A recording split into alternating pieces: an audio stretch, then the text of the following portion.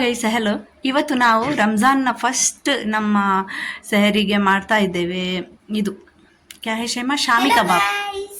ರಂಜಾನ್ ಮುಬಾರಕ್. ಶಾಮಿ ಕಬಾಬ್ ಮಾಡ್ತಾ ಇದ್ದೇವೆ.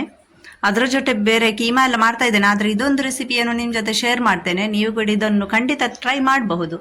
ತುಂಬ ಚೆನ್ನಾಗಿರ್ತದೆ ಈ ಶಾಮಿ ಕಬಾಬ್. ನೀವು ಇಟ್ಟು ಕೂಡ ತಿನ್ನಬಹುದು. ಇದು ಫಸ್ಟಿಗೆ ಅದಕ್ಕೆ ನಾನಿಲ್ಲಿ ತಗೊಂಡಿದ್ದೇನೆ ಮಟನ್ ಅರ್ಧ kg.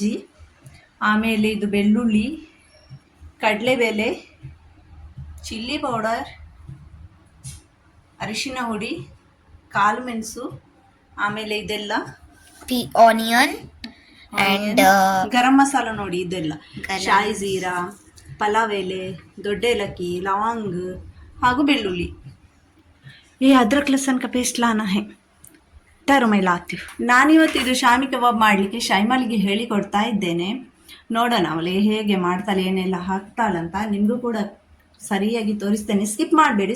ಸ್ಕಿಪ್ ಮಾಡಿದರೆ ಏನಾದರೂ ಮಿಸ್ ಆದರೆ ಮತ್ತೆ ಸರಿಯಾಗಿ ಬರುವುದಿಲ್ಲ ಕಬಾಬ್. ಚಲೋ ಫಸ್ಟ್ ಮೇ ಗೋಶ್ತ್ डालो कुकर में. मटन शैमा मटन ಉಸ್ಕ ಬಾದ್ ನೋಡಿ, ಇಲ್ಲಿ ನಾವು ಮಟನ್ ಹಾಕಿದ್ದೇವೆ. दाल ಕಡಲೆಬೇಳೆ ಬೋಲು. ಕಡಲೆಬೇಳೆ ಆಮೇಲೆ 2 ಚಮಚ ನೋಡಿ, 2 ಸ್ಪೂನ್ ನಮ್ಮ ಮೆಣಸಿನ ಹುಡಿ. ಇದು ಕಡಲೆಬೇಳೆ ಅರ್ಧ ಕಪ್ ತಗೊಂಡಿದ್ದೆ ನಾನು. ನಮ್ಮ ಇದೊಂದು ಇದರಲ್ಲಿ 1 ಕಪ್. ಒಂದು ಕಿತ್ನಾ ದಾಲೆ? 2 ಸ್ಪೂನ್ಸ್. 2 नहीं और एक डालो. 3 ಚಮಚ ಹಾಕೋಣ. ಸ್ವಲ್ಪ ಖಾರ ಆಗಲಿ. डालेना अभी. अरिशिन हुडी बता. हल्दी अर्धा टीस्पून. Half teaspoon. काली मिर्च. ಕಾಲು ಮೆಣಸು ಒಂದು 10. ಆಮೇಲೆ ಗಾರ್ಲಿಕ್ ಜಿಂಜರ್ ಪೇಸ್ಟು 1.5 चमच डालो. 1.5 टीस्पून. 1 स्पून ले लो फुल. 1 डालो पूरा.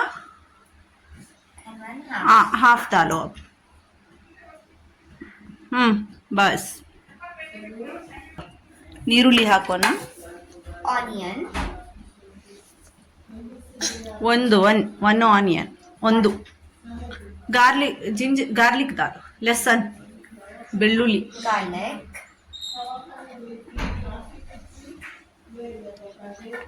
गरम मसाला डालो.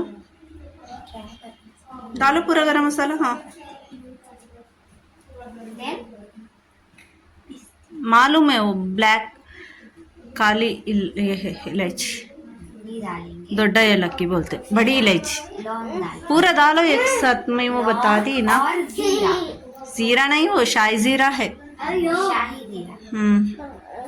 पूरा डालो. ओके.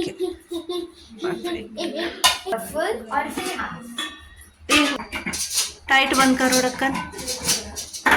ಈಗ ಇದಕ್ಕೆ ನೀರು ಹಾಕ್ಲಿಕ್ಕೆ ಉಂಟು. ಇದು ಬೇಯಲಿಕ್ಕೋಸ್ಕರ ನೀರು ಹಾಕಬೇಕು.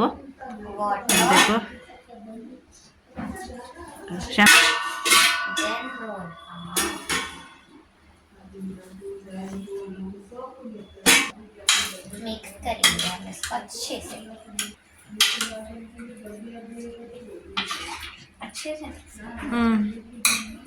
ನೋಡಿ, ಈ ಥರ ಎಲ್ಲ ಆಯ್ತಲ್ಲ ಮಿಕ್ಸ್. ಈಗ ಇದಕ್ಕೊಂದು 8 ವಿಸಿಲ್ ತೆಗಿಯೋಣ. 8 ಬೋಲೋ. 8 ವಿಸಿಲ್. 8 ವಿಸಿಲ್ ಬೋಲ್. 8 ವಿಸಿಲ್. ಹಾಂ, 8 ವಿಸಿಲ್. 8 ವಿಸಿಲ್ ಎಲ್ಲೋ ಡಕ್ಕನ ಬಸ್.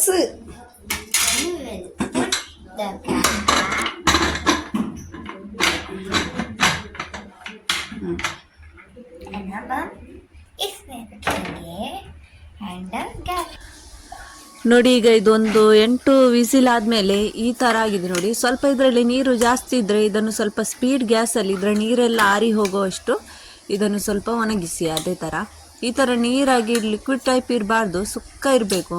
ಆಗ ಆಮೇಲೆ ಒಂದು ಮಿಕ್ಸಿ ಜಾರಲ್ಲಿ ಎಲ್ಲ ಬೆಚ್ಚಗಿದ್ದದ್ದು ತಣ್ಣಗಾಗಬೇಕು, ಬಿಸಿ ಬಿಸಿ ಹಾಕಬಾರ್ದು ಮಿಕ್ಸಿಗೆ. ನೋಡಿ ತಣ್ಣಗಾಗಿಸಿ ಈ ಥರ ಡ್ರೈ ಇರ್ತದಲ್ವ ಅದನ್ನು ನೋಡಿ ಈ ಥರ ಸ್ವಲ್ಪ ಸ್ವಲ್ಪನೇ ಹಾಕ್ತೇನೆ, ಒಂದೇ ಸಲ ಹಾಕೋದಿಲ್ಲ ನಾನು. ನಂದು ಇದೆಲ್ಲ ತಣ್ಣಗಾಗಿದೆ ಚೆನ್ನಾಗಿ. ಆಮೇಲೆ ನೋಡಿ ಇದೆಲ್ಲ ಗ್ರೈಂಡ್ ಮಾಡಿದ್ದೆ ಅಲ್ಲವ, ಇದೆಲ್ಲವನ್ನು ಗ್ರೈಂಡ್ ಮಾಡಿದೆ ಈ ಥರ ನೋಡಿ ಒಳ್ಳೆ ಡ್ರೈ ಆಗಿ. ಇದರಲ್ಲಿ ಈಗ ಶೇಪ್ ಕೊಡಲಿಕ್ಕೆ ಉಂಟು. ಇದಕ್ಕೆ ಮೊಟ್ಟೆ ಕೂಡ ಒಂದು ಹಾಕ್ಬೋದು. ನಾನು ಮೊಟ್ಟೆ ಹಾಕ್ತಾ ಇಲ್ಲ, ಯಾಕಂದರೆ ನಾನು ಮೊಟ್ಟೆ ಹಾಕಿದ್ರೆ ನನಗೆ ಇದು ಸ್ಟೋರ್ ಮಾಡಿರ್ತೇನೆ ಫ್ರೀಸರಲ್ಲಿ. ಮೊಟ್ಟೆ ಹಾಕಿದ್ರೆ ಸ್ಟೋರ್ ಮಾಡಿಡಲಿಕ್ಕೆ ಒಂಥರ ಸ್ಮೆಲ್ ಇರ್ತದಂತ ನಾನು ಹಾಕ್ತಾ ಇಲ್ಲ. ಹಾಕ್ಬೋದು, ಒಳ್ಳೆ ಕ್ರಿಸ್ಪಿ ಆಗ್ತದೆ ಇನ್ನೂ ಕೂಡ. ಆಮೇಲೆ ಇದಕ್ಕೆ ಒಂದು 2 ಸ್ಪೂನ್ ನಾನು ನಿಂಬೆ ರಸವನ್ನು ಹಾಕ್ತಾ ಇದ್ದೇನೆ ನೋಡಿ. ಆಮೇಲೆ ಈ ಥರ ಶೇಪ್ ಕಟ್ತಾ ಇದ್ದೇನೆ. ನಿಮ್ಮಿಷ್ಟ, ನಿಮಗೆ ಸ್ವಲ್ಪ ಜಾಸ್ತಿ ತುಂಬ ದೊಡ್ಡದಾಗಿ ಶೇಪ್ ಕೊಡೋದಾದ್ರೂ ಕೊಡ್ಬೋದು. ಸ್ವಲ್ಪ ತೆಳುವಾಗಿ ಇದನ್ನು ಮಾಡಿದರೆ ಕಾಯಿಸಿದಾಗ ತುಂಬ ಚೆನ್ನಾಗಿರ್ತದೆ. ತುಂಬ ದಪ್ಪ ದಪ್ಪಗೆ ಕೊಡಬೇಡಿ, ಇದು ತುಂಬಾ ತೆಗೆದು ಒಂಥರ ದೊಡ್ಡ ದೊಡ್ಡದು ಮಾಡಿ. ನಾನು ಯಾವ ಥರ ಮಾಡ್ತಾ ಇದ್ದೇನೆ ನೋಡಿ ಇದೇ ಥರ.